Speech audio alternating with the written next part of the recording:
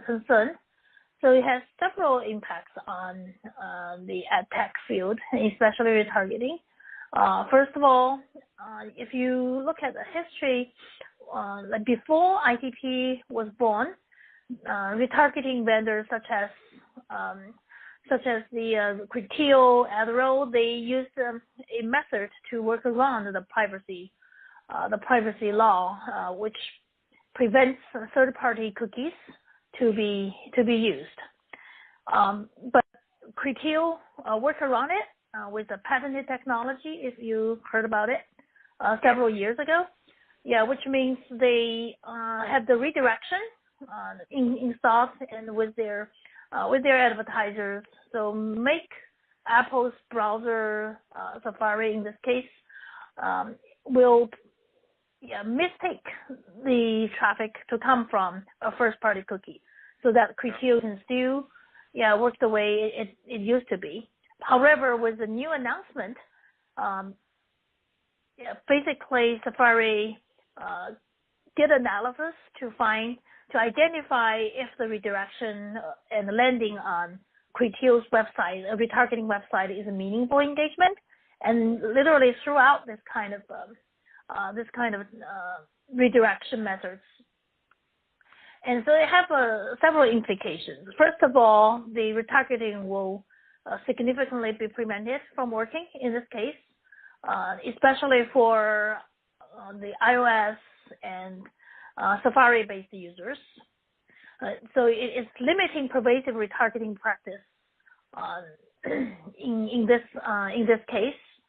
But of course, there will be some counter measurements coming up. We know to try to help people work around it. However, this does have a significant impact on retargeting practice, and it has, as we saw, it has impacted on reporting. It has impacted on the retargeting practice for quite a number of advertisers in this field. Okay, and so when you say it's impacted reporting and also retargeting practice, what does that mean? Can you just elaborate a bit on that? Oh, sure. First of all, some of the retargeting will stop working just because it cannot be recognized as the same person. But on the other hand, from a reporting perspective, the result, because these days people-based targeting or retargeting is critical to show the ad tech effectiveness. But right now, whoever have repeatedly logged in will be recognized as the two unique users or unique views, which is inaccurate. So it causes a significant increase in the number of unique users, and basically it's causing the retargeting stop working. We saw significant across-the-board impact, not only from retargeters such as Criteo, but also even people who use Facebook login to suffer from this kind of problem, unless they have installed a new SDK. Right. Okay.